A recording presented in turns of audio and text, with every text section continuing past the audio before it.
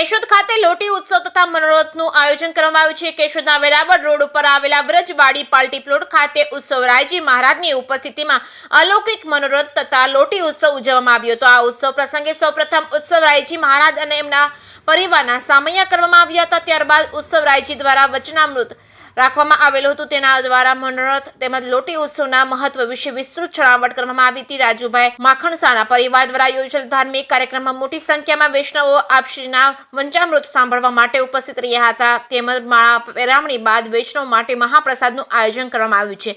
1500 ઉપરાંત વૈષ્ણવોએ મનોરથનો પ્રસાદ લીધો તો ઉત્સવરાયજી મહારાજ દ્વારા મનોરથથી રાજુભાઈ માખણસાના પરિવારને આશીર્વાદ પાઠવેલ છે। જે કેસની ગુજરાતી સાથે રાજુ પંડ્યા, કેશોદ। હું રાજુ માખણસા આજે મારા પિતાશ્રી ગૌલોકવાસી નાનજીભાઈ નથુભાઈ માખણસાનો અલૌકિક મનોરથ અહીંયા વ્રજવાડી અમે આયોજન કરેલું।